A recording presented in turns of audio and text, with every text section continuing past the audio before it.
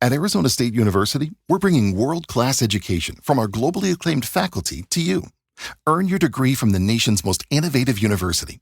Online. That's a degree better. Learn more at asuonline.asu.edu. Off the bench with Jacob Hester and Matt Flynn. Hands to Hester, and Hester, yep, got it, 5 out of 5. From carrying each other to a natty to carrying each other on the air. Flynn is back to throw for the end zone goal. Live from the Raising Cane studio, it's Off the Bench.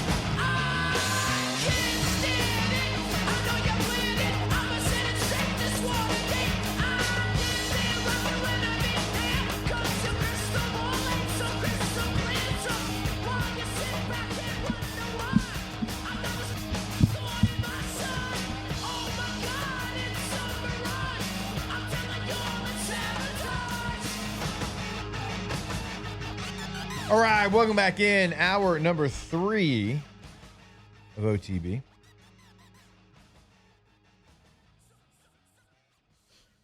The NFL MVP finalists were named. Okay. How many? 5. 5. Ooh, you want to see if you can guess the 5? Oh, man. How many are quarterbacks? 4. 4 of them? Okay. So Stafford. Yep. Drake May. Yep. Let's see here. I'd like to say Josh Allen just because he's a reigning MVP. Yep. Yeah. Mm-hmm. Statistically, Jared Goff was one of the best statistically this year, but I don't. Darnold? Trevor Lawrence. Okay, that makes sense. That tracks. So Josh Allen, Trevor Lawrence, Drake May, Matthew Stafford, and one other player, non-quarterback. It would have been Jonathan Stewart for the majority of the year, but Taylor.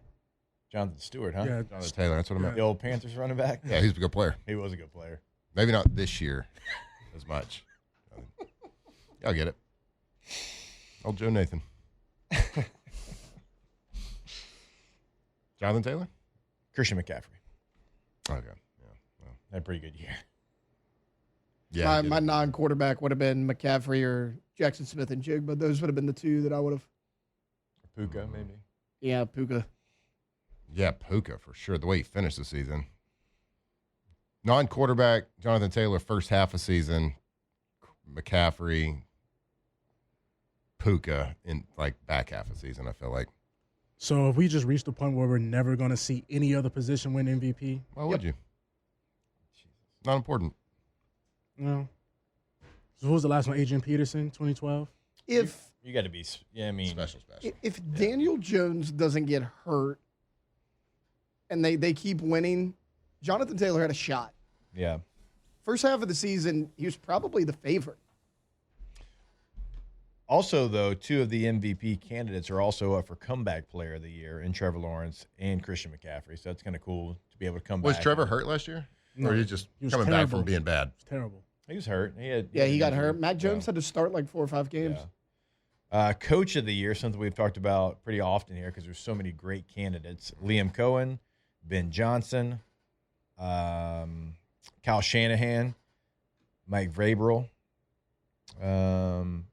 Mike McDonald as well. Yeah, Seahawks. Mm-hmm. Yeah. Have they already voted on these? I think so.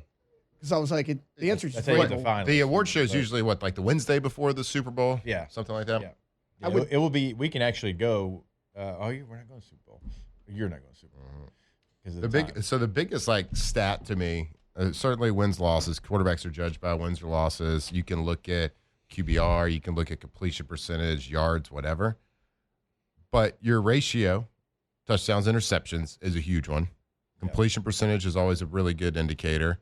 Average yards per pass or completion, I think, is a good indicator. But passing touchdowns, interceptions. Matthew Stafford, 49 touchdown passes, 9 interceptions. Drake May, who's number 2 in the odds at least, has 35 touchdown passes to Matthew Stafford's 49. And he still has a good ratio too, 35 touchdowns, 10 interceptions for Drake May. But Matthew Stafford, my God, 49 touchdown passes and 9 interceptions. Like you can't overlook, if you're a voter for MVP, you can't overlook that stat. And if you have that kind of ratio, I don't care how good a running back season is. You're not winning the MVP over a quarterback that does that at the most important position. And if you're one of those who likes to look at like the PFF grades, he has a 91.4% passing grade. Yeah, I mean, Matthew Stafford for me is MVP. Yeah. Coach of the year, though. This one's tough. This is tough. Vrabel went from top 5 pick to the 2 seed. Shanahan had 1,000 injuries. McDonald in Seattle, that was a great turnaround.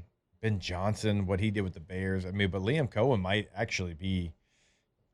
I mean, they were bad, and they were 13-4. Yeah, I saw a stat. He's the first rookie head coach to have 4 wins or less the year before he took over to get to at least 12 wins. Nobody's ever done that. Yep. I look at what he did versus what Ben Johnson did in Chicago is pretty comparable. Mm-hmm. Taking it bad now, I can't remember. I don't know how many losses or wins the Bears had. They had 5. They had 5. Okay, so they had one more. So both bad teams. I look at those two as pretty comparable. They made it to the same round, right? No, the Jags were round 1. They lost to the Okay, Bills. all right. Well, that might sway a few. But if it's already been voted on, I don't know if it. I don't know actually. I don't think it has been voted on. No, I mean, I think it has because that's how you get to the finalists, right? Okay. Yeah, I guess so. Either way. Offensive Rookie of the Year, Giants quarterback Jackson Dart, Buccaneers receiver Emeka Ibuka, Patriots running back Travion Henderson, Panthers wide receiver Tedero McMillan, and Saints quarterback Tyler Shuck. It's Tedero. I think it's Tedero too. Yeah. I want it to be Shuck really bad. And I think Henderson might be too, right? I think it'll be Tedero McMillan then Shuck. You think so? I think so. Henderson had to split a lot of time. Henderson had a sweet spot there in the middle, and then it trailed off. Jackson Dart missed a lot for injury, and then Emeka Ibuka started strong and then tailed off. Well, let me tell Shuck you. finished strong because he wasn't the starter, so it's like last memory type situation. Let me tell you, if you're basing Rookie of the Year on the sports card market, Jackson Dart would just run off with this award. My God. Yeah. People paying a lot of money for his sports cards right now. Him and Shadur Sanders. Yeah, I'm over here just subtly just buying some Tedero cards, knowing he's going to win the MVP or Rookie of the Year. Yeah.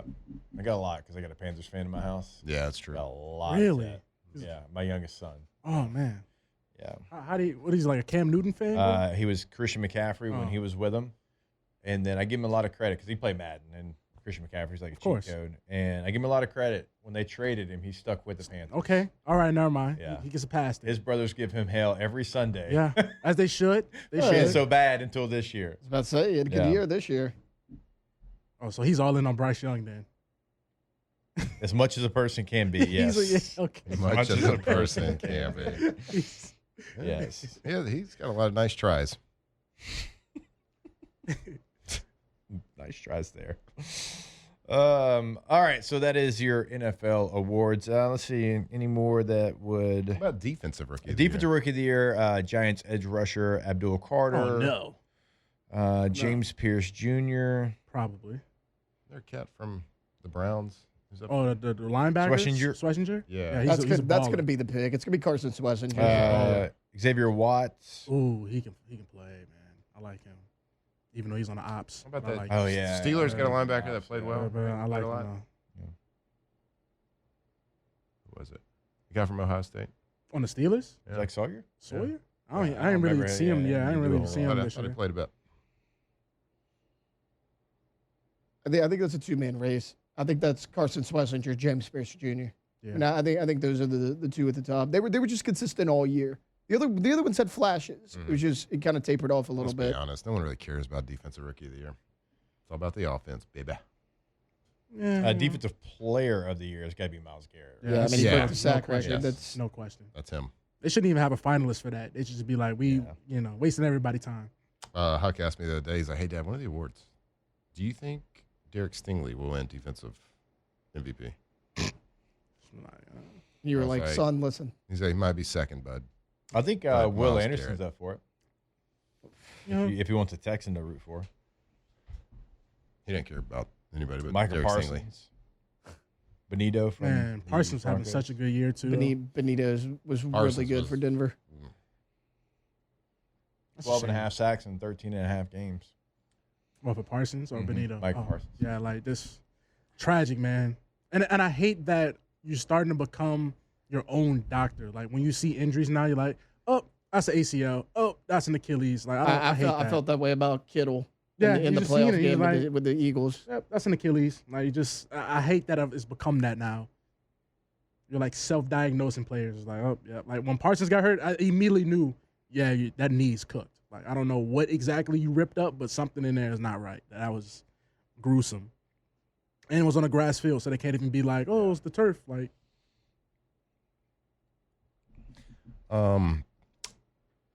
People were talking about where Nussmeier might be a good fit if he was drafted, whatever round that might be. And I'm a homer, but I'm trying to like play a little bit of comparative. When people are looking to draft a backup, they want him to be like kind of at least be a comparative play style Version of the starter. version. Yeah. Yeah. And I was like, well, I think he'd be a good fit in Green Bay. What? What? oh, they got Willis, or he's leaving. Look, they're talking about Malik Willis as being a free agent. Oh wow. Like, Okay, well, like hey, a if he get target if for he get a somebody job. that's looking for a quarterback. Yeah, and how much are you going to pay for that? We just talked about the draft class of quarterbacks this Ain't year. much. Well, you've seen Yeah. what Malik can do, which is Like, really, if I'm the really good. Jets, I'd Yeah. rather go have him than what this draft class has. No question. Yeah. So I'm looking at like Jordan Love's a guy that's not real mobile. He doesn't do a lot with his feet. Doesn't run around a lot. They have a really passer friendly. They got a lot of good young receivers, and he throws off his back foot a lot. And Nussmeier loves to throw off that back foot, and he could just learn how to do it the proper way. Like there's a way to throw off your back foot. Yeah. I feel like the playing styles are pretty darn similar to those two. So I like that comp actually. The more at first I was like, I'm just gonna say it because I like Green Bay. But then I was like, started thinking about it. I was like, well, Malik Willis might be somewhere else starting next year. Yeah. They're gonna need somebody, and you look at play styles. Well, Jordan Love doesn't run the ball. Oh, you're gonna hate my comp. You're gonna hate mine then. Because Go ahead. if you're going Green Bay, I was gonna go to Vikings. Kevin Okay. O'Connell, JJ McCarthy, super spotty. Nuss could be in a situation where you got to throw him in there. Nuss can get the ball to a number one guy, Justin Jefferson. He Nuss can get the ball to a number one guy. That's all I know. So Kevin O'Connell's the quote unquote QB whisperer. So that'd be a good rehabilitation spot for Nuss to get out of that Maybe. Joe Sloan's screen you, get that out of him. How about this? Kind of like We're gonna Rattler getting go- traded to the Vikings. All three of us are going to go in the same division. Oh, wow. I thought about Vikings, but they may draft a guy that they need to start and they think can start right away because of JJ. I would love to see Garrett Nussmeier as Jared Goff's backup. They have a strong running game that's something that Garrett needs that. Nussmeier's never had. They have a ton of weapons. Goff gets the ball out quick. If you could get Nuss to get the ball out quick. Yep. St. It's a really Brown, hard thing Sam to do. Laporta. They do a lot of under center, and people are going to laugh at this, but if you haven't done that as a quarterback, it's like writing with your left hand if you're a right-hander. Like it's a trained thing to practice under center, play well, play fast under center. Yeah, Minnesota does that a lot too. O'Connell likes an under center. I believe you, because that was Jackson Dart's biggest gripe. They was talking about him coming out was that he the little Because there's a clap and all technique. this, and- Yeah, there's a technique to like getting out of the center fast without getting stepped on by the guards. I mean, there's a technique to all of it, and it can be certainly trained and worked on. Who was the quarterback that kept falling trying to get the snap out? Was that the Senior Bowl last year? It was like a Last quarterback year kept they were all falling. bad. Oh, okay, so it was Dude, last I'm year. telling you, Senior Bowl, when they you were go all from bad. college and they probably never took one snap under center in high school. Jackson Dart got so Oh, so that's who it offended. was. He got so offended when I asked him the question. I was like, hey, y'all stayed after to do some snaps with the centers. Obviously, it was a big struggle in practice today because it was bad. Yeah. It's like, dude, when's the last time you even took a under center snap in a game? He goes, last play of my college career. I said, what? He goes, we took a knee. I said, a real play. He's like, that is a real play. I was like, All right, guy. very all right. defensive about it. All right, don't be a douche. So never got it. Yeah, Yeah. this guy's from Utah. So that's kind of a D-bag answer. Like, dude, I'm talking about with something on the line. That's a huge D-bag. Well, I mean, Now the more I think about it, I don't like Jackson Dart now. have you ever seen an interview with Jackson Dart? yeah, Like, I get the it. player, he gives off that vibe. Checks up. It is a real play, bro. Blah, blah, blah, blah. It's the best play in football. Everybody, everybody says it. Yeah. I mean, all of them are struggling, though. Riley Leonard was struggling. Jackson Dart was struggling. Whoever else. I don't even remember. Call it. Quarterbacks. It was bad. I just remember. Like, it highlighted practice because it was like, so bad. Yeah, because you can't practice. Yeah. You Can't get the snap. Yeah. CJ Stroud. fumble to They were, snap. they were and- struggling to get to the running backs like on stretch lead. Couldn't get there, Yep. because they were The taking so stats, much time yeah, the under the stats. center. The running back was beating them there. That was one as a quarterback or a backup quarterback. It's like one of the most stressful times in practice is inside run period or live goal line or live short yardage period, because inside run, of course, it's a running. It's not a pass. There's no threat to pass. There's no threat of play action. So the center just knows he's getting teed off on. And in inside run, they always want the snap count on 1. You can't ever quick snap them. You can't ever hard count. It's green 19, set hut every time. So the defensive line knows that. So the center knows this guy's going to tee off, low man win. So the center's like shooting out of there, like snapping it while he's moving forward instead of like securing the snap, then going. It's the most stressful thing because like you got to like ride the center for like a half a second, then you're getting stepped on. And then it looks like a complete S show if you fumble snaps. And there's a lot of fumble snaps in like inside run periods. And so it was always a very stressful. And then as a quarterback, you look terrible. It was always stressful. Mm-hmm. I fumbled a snap in New England that one time I was there for a few minutes. You'll live. To take a lap. And I didn't like it. Take I a was lap. like, you know what? Make it a long lap. Respect, Belichick. All right, we'll take a break. When we come back, it is Thursday. It is 9:15 segment when we come back. So, of course, it is time for your Munchie questions with Chef Michael Johnson. Go ahead and get those inside the Bayou Ford chat. More OTB when we come back. Off the bench. All right, if it's game day, a hangout, or just winding down after a long day, there's one beer that fits every moment, and of course, that is Dos Equis. Crisp, refreshing, and perfectly balanced, Dos Equis is easy to drink without sacrificing flavor. It's not heavy, it's not watered down. It's just a great beer you can enjoy all game long. So whether you're watching with friends, grilling outside, or cracking open one, after a long work day, Dos Equis always delivers. So next time you're at the store, grab Dos Equis because the most interesting days deserve the most interesting beer. That's that sound. Crack open an ice cold beer. And when you do, make sure it is Dos Equis. Now we're talking Dos Equis Lager Especial. We're talking about the Amber Especial. Line of Salt Zero, Cheladas, Micheladas. They got a beer for every single taste bud.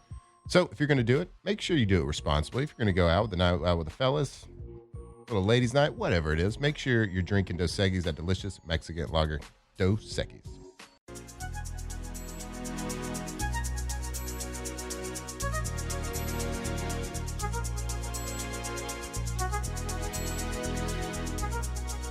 I'm gonna take my time. She gon' get hers before I'm gonna take it slow. I'm not gonna rush the stroke. Locked in on LSU football 24/7. You're listening to Off the Bench. So I can get a sensual seduction. So we can get a sensual seduction. Sensual seduction. Whoa. She might be with him, but she's thinking about me. All right, welcome back in. OTB here live from the Raising Cane studio. Let's go ahead and get to our guy, Chef Michael Johnson. He's going to answer all your munchie questions. Get ready to tantalize your taste buds and leave this segment hungry. This is Munchies with Executive Chef Michael Johnson. Let's eat. Chef, how we doing this week, brother? I'm great, guys. How are y'all? Doing fantastic. And wanted to ask you right off the top, looks like we got some nasty weather coming our way. I mean, do we have a plan or do we have a plan maybe you can share with our listeners of how you got to hunker down, maybe some essential supplies to make sure you're ready to go if we do have some bad weather? Yeah, so, I mean, we stay planning ahead, right? If I'm not planning ahead, I'm not doing my job right, man. Yep. And so we expect that we could potentially not have deliveries out through Wednesday. So we have an annex refrigerator that we use for moments like this. It's oh crap moments where if we can't get because we don't have the opportunity or we don't have the option of not feeding people, right? Like there are people here from out of state, out of country that we have an obligation to feed. So we bring things in. We'll load the freezer with easily cooked foods like frozen shrimp and IQF chicken breasts and stuff like that if we can get deliveries on Monday and Tuesday, we may have to manipulate the menu a little bit and pare it back a little bit, but we'll be open for business, and unless LSU says, hey, it's too dangerous, Right. Which I don't think it's going to be. Just my gut is telling me, like where we are, we should be in the cold rain versus the freezing rain. But I think that if you don't prepare for those moments, man, you're making a mistake. And so yeah, we stay prepared for these things. Chef, I can tell you what my gut's telling me right now. My gut's telling me to prepare some delicious, comfortable soups for this weekend. There you go. I know we've talked about like the winter comfort foods for you. And of course, you got your gumbos and your chilies, but man, is there anything else that you could just like make you a little fire in the living room, put on a nice movie in some cold weather, and get comfortable?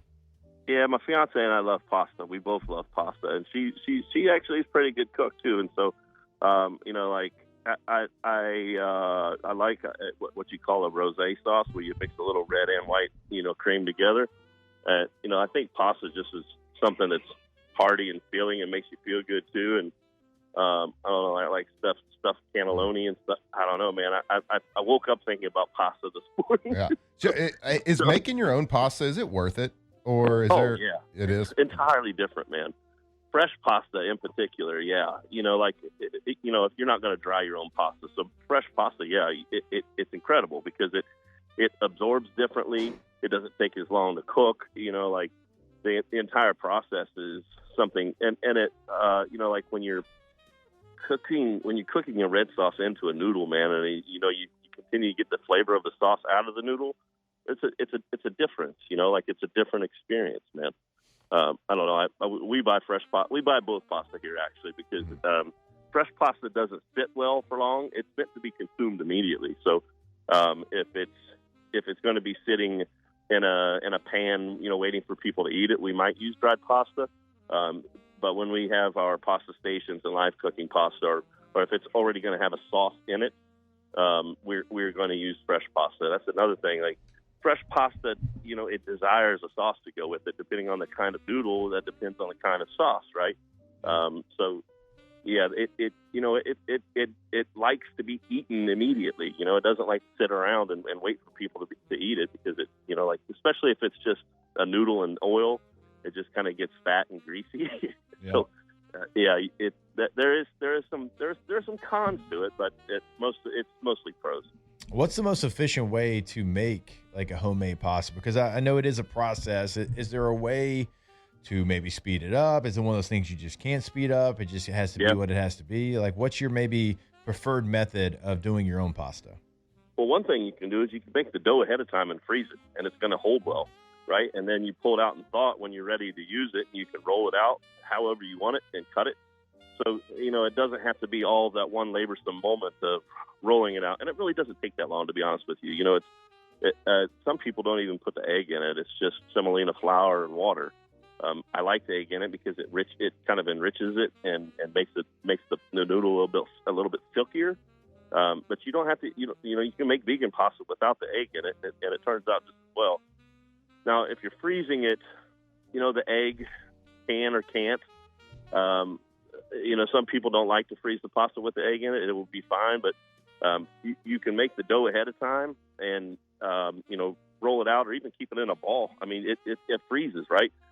The way that you want to freeze it, though, is dependent on how quickly you want it to thaw, right? So if you have a big dough ball in the center of that dough ball, it's going to take longer to thaw out than, say, a sheet of pasta that's been flattened out and put into a bag or something like a vacuum seal bag, and it's only a 1/4 inch to a 1/2 inch thick all the way across.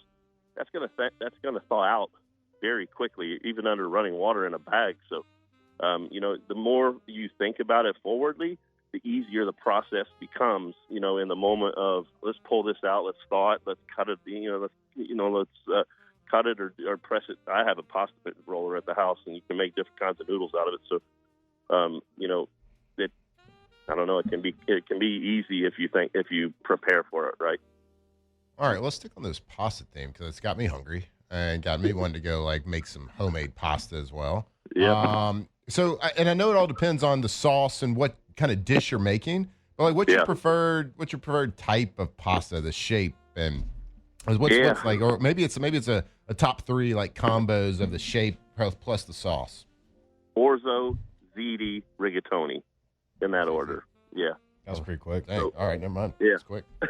Orzo is it's kind of like a rice. It looks a little bit like a rice grain, right? It's kind of a small football shaped pasta. Love it, love it, love it. Cooks quick. You can cook it in chicken stock. You can make a cold chilled salad out of it. You can make a hot dish out of it. It really likes olive oil versus sauces over it, though. You know, you can put cream sauce in it and make something out of it. You can actually we make like boudin ball kind of things out of orzo. You know, once we've cooked it and chilled it.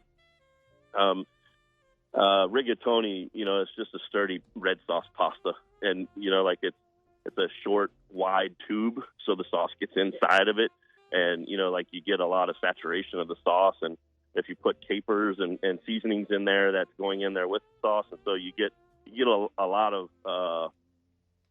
quality per bite, if that makes sense. Ziti is kind of a thinner tube, kind of thick, thinner tube, and I really like that in cream sauces. Not that it's by nature that way, because it's a smaller tube.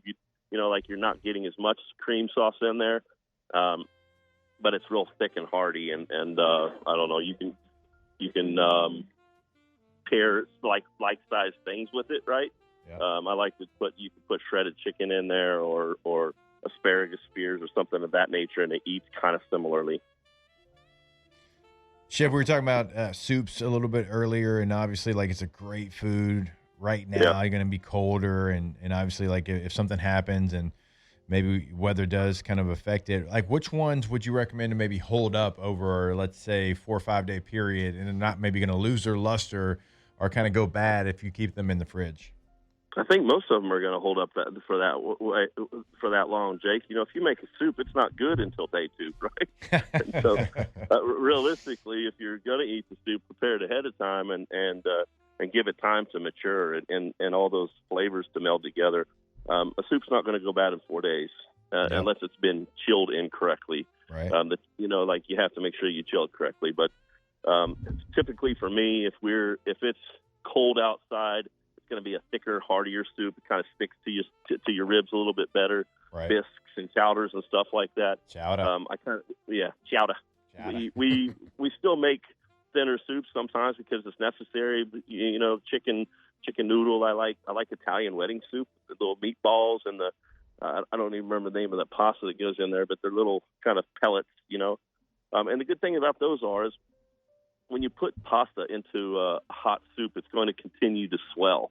Right, so a lot of the mistakes that people make is putting cooked pasta in there and more than they probably should have, and when it swells, it absorbs all the liquid, and then you just have this kind of mushy slop of pasta with some liquid around it, and those little pellets that they put in Italian wedding soup, they only absorb a small amount of liquid. They don't get too large, and so it's ideal for a soup. Chef, meatball subs. Overrated or underrated? Whew. Well, if anybody's underrating them, man, that's too bad because I love a meatball sub. I don't think they're overrated. I love them. The bread's important. Good, like a French or Italian baguette. It's crispy on the outside, soft on the inside, and hold that sauce in there, man. Yeah. Man, you guys are making me hungry. I know that meatball sub sounds amazing. I'm sure you can make a killer meatball sub. Hey, when you were a kid, did you have? There's people talking about it in the checks. We're talking about like pasta in Italian. Did you ever have like the Chef Boyardee, like the alphabet soup? Oh God, yeah. Did you make immature words like I did? I was a heathen as a young man. Yeah. Oh yeah, B00B. Yeah, we pushed Mom to the limits quite a bit. I'll just tell you that. With this alphabet soup, come on. Alphabet soup, cereal, or alphabet cereal. It doesn't matter, man. Yeah. Oh, that's good, Chef. You're the man. We appreciate your time. We look forward to it every week. Stay safe if the weather does end up kind of making a turn for the worse, and we'll catch up again next week. Take care, guys. All right, Chef Michael Johnson, executive chef for LSU Athletics. All right, before we take a break, if you're looking for a fresh start this spring, speaking of eating healthy, eating right, Ochsner Eat Fit is bringing back alcohol-free for 40, a simple 40-day reset designed to help you sleep better, boost your energy, and feel your best. This isn't about giving anything up forever. It's about seeing how your body responds when you take a break and let it recharge. When you sign up, you'll get access to pre- and post-challenge metrics like body comps, blood pressure, so you can actually see the changes over 40 days. Participants often report better sleep, cleaner skin, more focus, and brighter mood, sometimes in just the first couple of weeks. Registration is now open, and you can learn more and sign up at alcoholfreefor40.com and hit reset with Oshner Eat Fit. All right, we'll take a break. When we come back, we'll get into a little big deal or no big deal here on OTB. Off the bench. You got me doing things I'll never do. If you ain't been, I'm telling you, you do. Locked in on LSU football 24/7. You're listening to Off the Bench.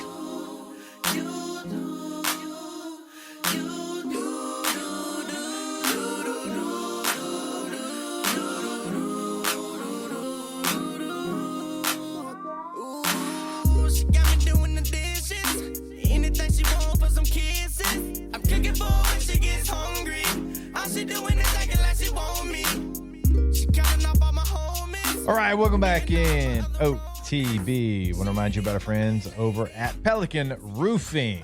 PelicanRoof.com is the website. Go there today, see what they can do for you in Lafayette, in Baton Rouge, boots on the ground in both locations. 5-star reviews all over the place. That's just what they are. That's who they are. That's what they're all about. And they are right there on the homepage. So it's the first thing that you see. You can check out testimonials from past clients as well. So if you're at the house and you know some bad weather is coming here down the line and you want to make sure that everything's ready to go for you, have them come out and inspect your roof, you can set that up. Get that consultation all ready to go at PelicanRoof.com. Pelican Roofing in Lafayette, in Baton Rouge, PelicanRoof.com. All right, let's do something we haven't done in a couple of weeks. A little big deal or no big deal. Big deal. Ain't no big deal. Big deal. No big deal. Big deal. No big deal. No big deal. No big deal. And it's a big deal.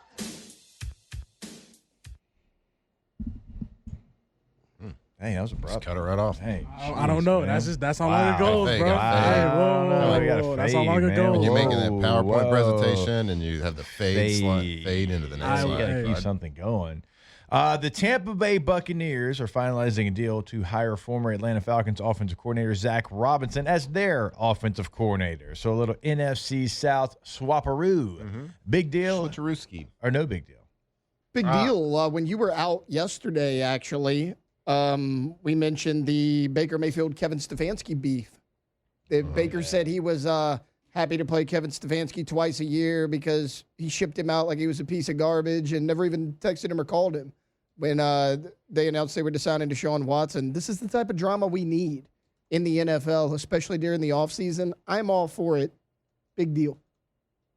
Yeah, I'm here for the drama. We talked. It's too many nice guys out there, which is good. You want good sportsmanship, certainly, but you got to have some beef. You got to have some drama. You got to have some people that just don't like each other. You got to have teams that don't like each other. Coaches. This is all good stuff. You kind of see that. You're seeing that.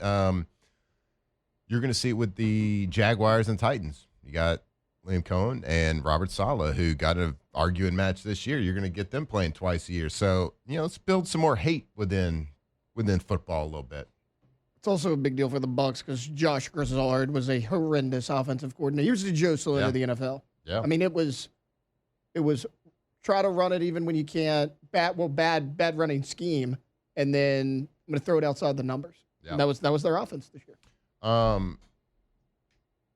We are starting to get going into next year. There's going to be some feuds and some beefs between like people we had no idea didn't like each other at the beginning of the year. Yeah. We got Matt LaFleur, Ben Johnson going to face off LaFleur. twice. We got Baker Mayfield and Stefanski going to face off twice. We got Liam Cohen, Robert Saleh. I'm pretty sure Liam Cohen would have just beat the brakes off of Robert Saleh for sure. Right there on the field. Yeah, that looks like that matchup would go his way. Oh yeah, for sure. Yeah. So yeah, we got some good hatred spewing in the NFL, which is awesome. Keep it up. That is funny. Like Ben Johnson, you need to turn it. You're not that guy, buddy. Not yet. Like, come on. Not yet. Well, no, I just mean like physically, you are not that guy. Like, don't go doing that. Yeah.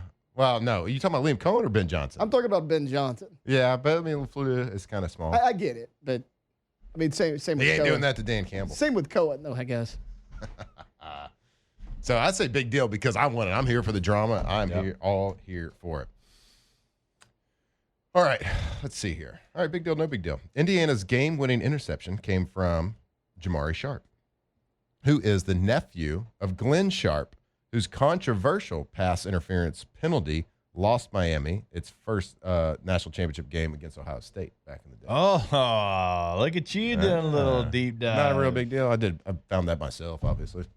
Yeah, no question about it. That feels like a big deal. That's kind of fun, right? Yeah, I mean, I talked to him after the game, and he must have said that he was from like a mile or 2 miles away from the stadium like 7 times because he wanted you to know. Yeah. He was Miami, not very happy that Miami didn't even look at him in recruiting. He's like, I grew up right there. I was like, oh, man. He should feel that Yeah, way. he's like, and I ended the game right here. And I was like, okay, all right. Okay. I get you. I get it. So I think that's a very big deal. I think it's a big deal. Not surprising, though. Sharps are known to be premier athletes. But, yeah, big deal. Big deal nonetheless. Taylor, Shannon.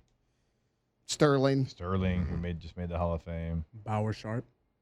Next. I wanted to see what you was going. You know, it's funny. That's the only one of the 3 whose last name is spelled like mine. So. Yeah, the one that closest. That's more your – yeah, okay. That's more my speed. Yep. Okay. Jordan, you got one. Oh, no, yeah. All right. Well, big deal or no big deal. Seems like the 49ers are done with Brandon Ayuk and this saga going on.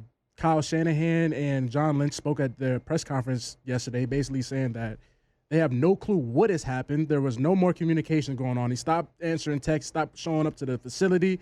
Kyle Shanahan was quoted saying, "It's something I've never seen in my 22 years of coaching. It's confusing."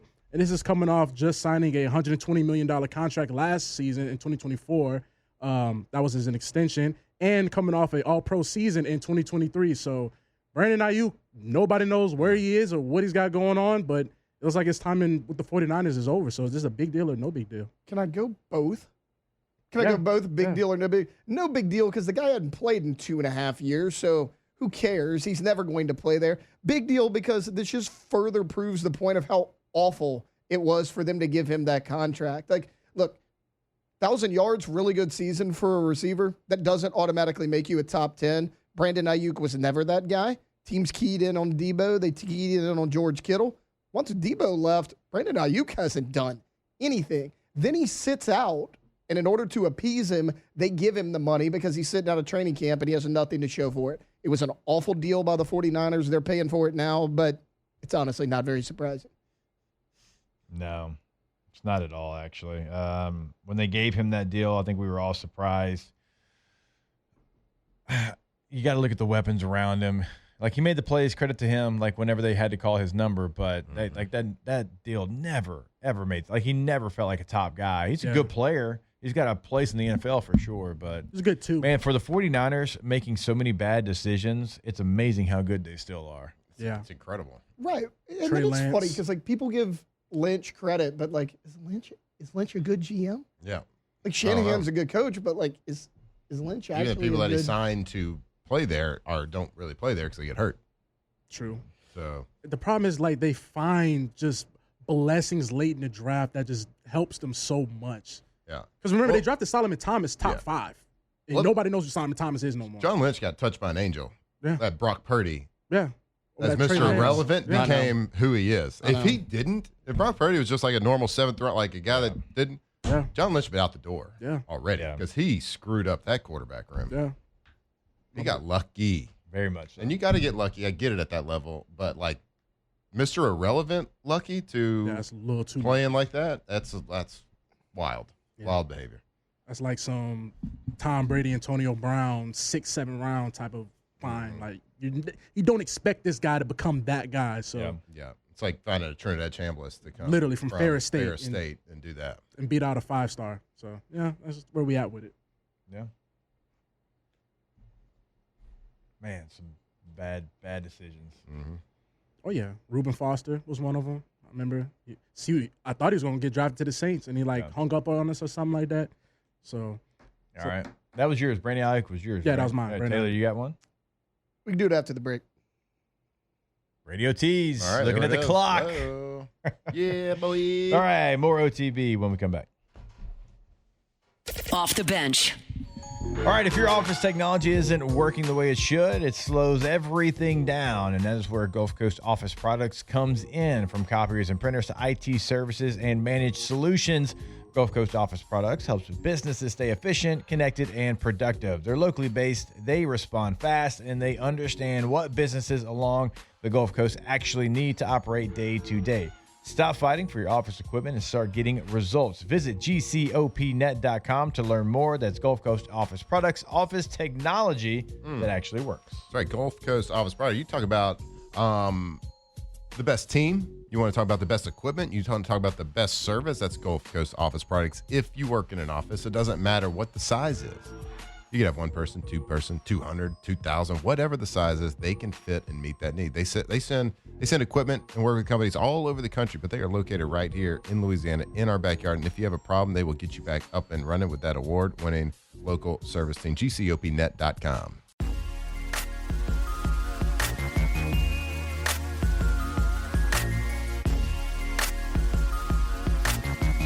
Locked in on LSU football 24/7. You're listening to Off the Bench.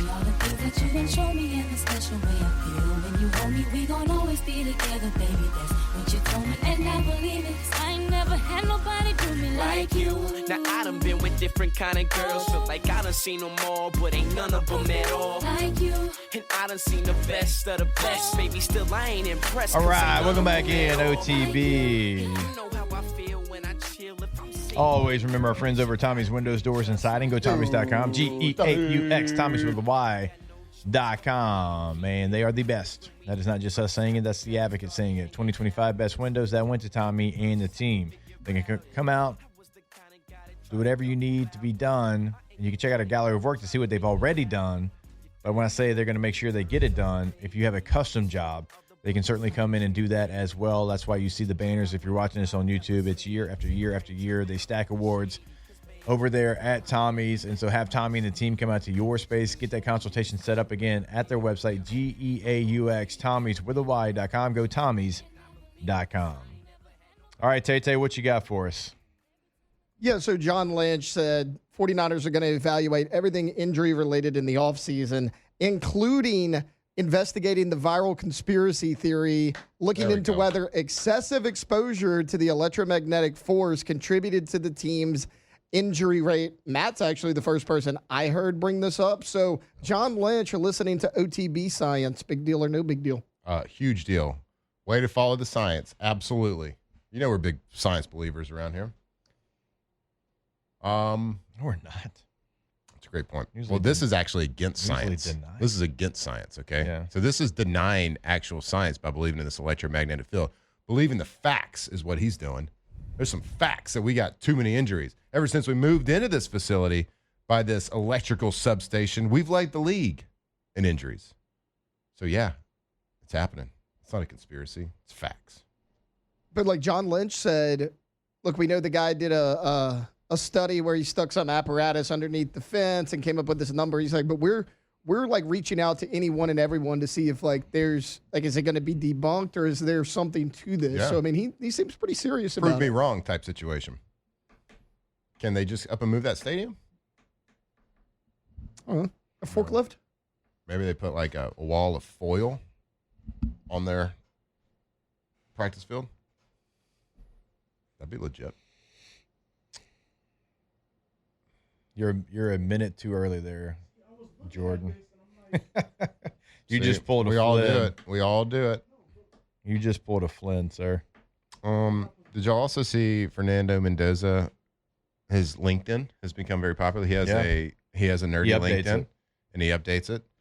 And like I think he updated it within an hour of winning the national championship. Yeah, says national champion. Then he's like a message to my fans, like what I learned. Yeah, about B2B sales with my. And then he said, "I'm just joking," and he just lists off. But he's actively. I don't know if he's like trolling. He's active on LinkedIn. He's very active on LinkedIn, which doesn't surprise me. That is wild behavior, I feel Actually, like. if you talk to him, does not surprise me one bit. Shout out to Fernando Mendoza. Going to be the number 1 pick, national champion, Deservedly. and active on LinkedIn. Good luck with the Raiders. Ugh. We love you. We thank you. We'll see you tomorrow. Enjoy your day. Later. Off the bench. All right, if you are serious about baseball or softball, we always know there's only one place to go in Baton Rouge and Lafayette in New Orleans to get that work in, Marucci Hitter's House. It is a world-class training facility. It's built by ball players for ball players. So if you want to go in, take a little hack or 2 or 3, get a full cage session in, that's where you go. And one of the cool things is if you're getting that new bat, right, always remember you can try it out there in the cages. Also, always remember, if you want to trade in that old Marucci bat and get a discount on your new bat, you can do that as well. They are the only place to go. Marucci Hitter's House. Go to MarucciSports.com. Right here in Baton Rouge, you can actually take a Marucci campus tour as well. So step inside the heart of baseball at the Marucci campus tour in Baton Rouge. Explore the wood shop, paint booths, and finishing rooms where the official bats of MLB are made, and experience museum-style exhibits and interactive displays. Go to MarucciSports.com/campus-tour.